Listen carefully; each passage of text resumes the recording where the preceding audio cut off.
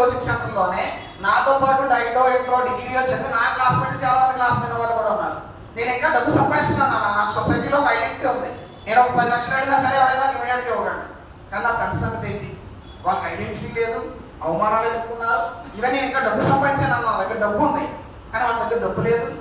So పరిస్థితులు అనేవి ఎలా ఉంటాయని అన్న, మనం ఊహించినట్టుగా ఇప్పటికీ ఉండవు.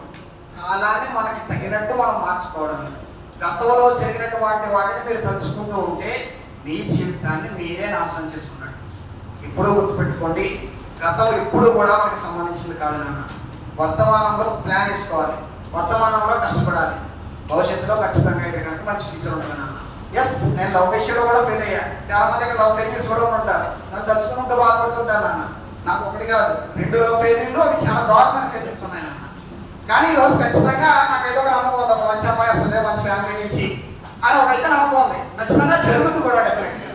సో మనం ఎప్పుడూ కూడా ఒక పని, ఒక ఉద్యోగం పోయిందని ఇంకా ఉద్యోగాలు రావని, ఒక అమ్మాయి పోయిందనో లేదా ఒక అబ్బాయి పోయడానికి ఇంకా జరగదనే కాదు నాన్న. జీవితంలో మంచి అవకాశాలు అనేవి మన కోసం ఎప్పుడూ తలుపులు తెరిచే ఉన్నాయి. కాబట్టి ఎప్పుడూ మర్చిపోవద్దు, గతం అనేది మీది కాదు, పాజిటివ్ యాటిట్యూడ్తోనే ఉండండి.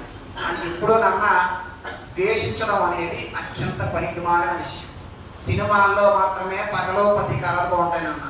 అది నేను నా దగ్గర ఆటోగ్రాఫ్ ఎప్పుడు తీసుకున్నా సరే ఒక మాట మాత్రం ఖచ్చితంగా రాస్తాను, ఏం రాసినా రాయకపోయినా ఆల్వేస్ ఫర్గివ్ అనే మాట మాత్రం రాస్తాను నాన్న. ఎవరినైనా సరే క్షమించాలి. మనం క్షమించడం వల్ల వాళ్ళకి ఏం అడగదు నాన్న, మనకు మాత్రం చాలా మనసు